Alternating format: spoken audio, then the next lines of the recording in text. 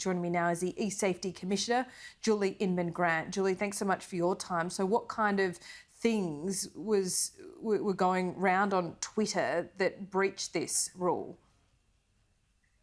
Well, under the Online Safety Act, the basic online safety expectations, transparency powers give me the ability to ask companies simple questions about what they're doing to keep their platforms safer online.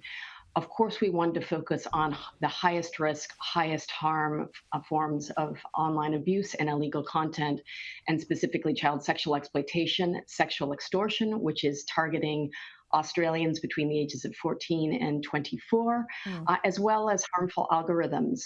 Now, we've been asking these companies questions voluntarily for years, and we haven't been given the answers. So what these powers enable me to do is ask very specific questions, and these companies have to respond to us in the manner and form specified.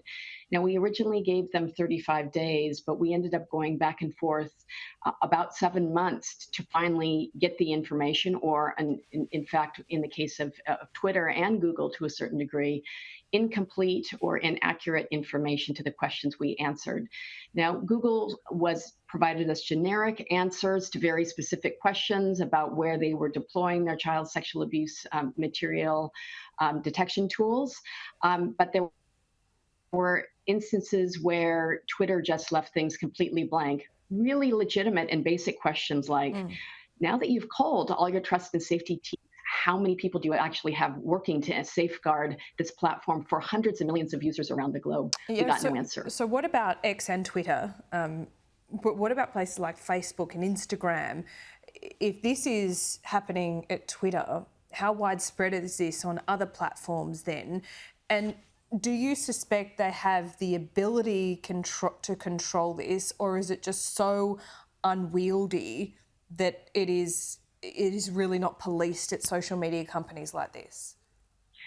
Well, we've actually issued 13 notices to the major companies across the world, ranging from Meta, which owns WhatsApp, Facebook and Instagram, Microsoft and Skype, as well as Apple, Snap, and then the 5 companies in this round. I say countries because they are as powerful and wealthy as some countries.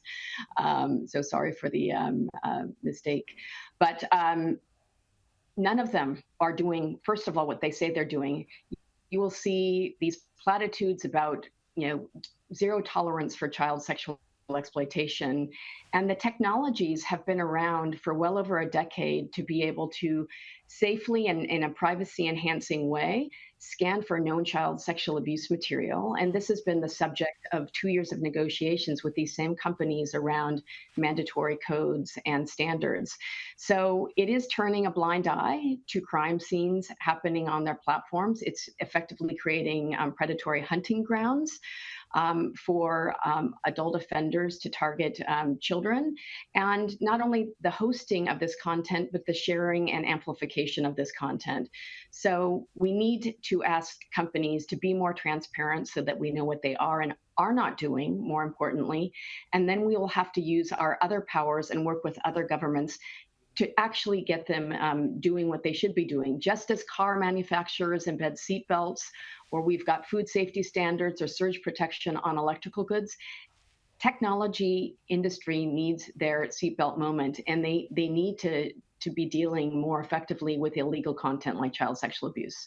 Yeah, well, they certainly do. Julie Inman-Grant, thanks so much for that update. It's really important. Thanks so much.